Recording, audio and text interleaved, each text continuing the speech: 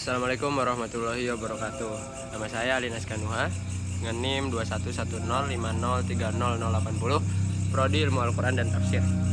Di sini saya akan menjelaskan terkait ilmu kodikologi dan tekstologi sebagai tugas mata kuliah pengantar linguistik dan filologi. Jadi mungkin kita akan bahas satu persatu ya. Kita mulai dari kodikologi. Nah, sebenarnya kalau kita tahu ada namanya itu istilah kritik teks. Nah, kritik teks ini kan kurang lebih kalau kita definisikan ya mengkritik atau menganalisa apa yang di dalam teks. Sebenarnya kodikologi ini tidak jauh berbeda dari kritik teks. Nah, kita sekarang mencoba untuk mendefinisikan kodikologi dulu. Kodikologi itu kan ada dua kata, kodeks dan logos kalau dalam bahasa Latin. Kodeks sendiri kalau kita terjemahkan dalam bahasa Indonesia itu artinya naskah, ya. Sedangkan logos ya kita semua udah tahu itu artinya ilmu, cabang keilmuan lah. Berarti kalau kita artikan secara gampangnya, secara liar, ya kodikologi berarti ilmu tentang naskah tuh. Nah, kalau kita mau mengacu pada pendapatnya ilmuwan, saya akan menyampaikan referensi saya itu dalam salah satu karyanya Les Manuscripts atau Gubernur Hindia Belanda. Dia menyampaikan ilmu kodikologi itu adalah ilmu yang ilmu yang mempelajari tentang suatu teks tetapi bukan apa yang ada di dalam teks itu. Nah, itu kalau katanya Les Manuscripts. Ya kalau kita mau memahaminya dengan gampang ya berarti kodikologi itu ilmu yang ruang lingkupnya adalah teks, tetapi unsur-unsurnya itu bukan unsur intrinsiknya, bukan kayak alurnya, tokohnya bukan, tetapi lebih ke ekstrinsiknya. Misal tebal bukunya, tahun pengarangan dari naskah itu. Nah, itulah yang dipelajari oleh ruang lingkupnya kodikologi. Atau saya bacakan aja ya.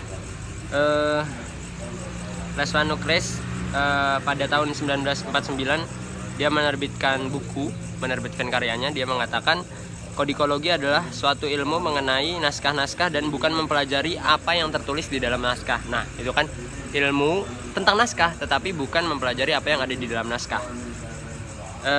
Dia juga menegaskan walaupun kata kodikologi itu baru, ilmu kodikologi sejatinya bukanlah hal yang baru. Nah, jadi sebenarnya ilmu kodikologi ini bukan ilmu baru, tetapi istilahnya pengklasifikasian ini tuh ada loh, cabang ilmu yang kayak gini tuh kita klasifikasikan, kita kasih nama ilmu kodikologi. Istilahnya memang baru, tetapi untuk ilmu itu sendiri sudah ada dari sebelum-sebelumnya. Nah, kita lanjut ya. Tadi kan kita udah tahu kodikologi itu apa, ruang lingkupnya tuh apa. Nah, sekarang tujuannya tuh apa? Ya tujuannya berarti kan kalau misalnya ilmu biologi mempelajari tentang alam, tujuannya ya biar tahu tentang alam, ya gampangnya gitu kan. Ya sama ilmu kodikologi kan tadi ilmu yang mempelajari naskah, tetapi yang dipelajarinya itu di luar dari isi teksnya, isi naskahnya. Berarti ya tujuannya adalah untuk mengetahui hal-hal unsur-unsur ekstrinsik yang ada di dalam suatu naskah. Tuh disebutkan juga kalau dalam referensi itu juga untuk penyusunan daftar katalog. Lalu kita udah belajar tuh, kita udah tahu kan tentang kodikologi. Mungkin sekarang kita menganalisa tentang naskah itu sendiri ya. Kan kodikologi itu kan ilmu yang mempelajari naskah. Nah, berarti otomatis kita juga harus tahu tentang apa itu naskah. Nah, kalau aku sih mau memakai ini referensi yang udah aku cari.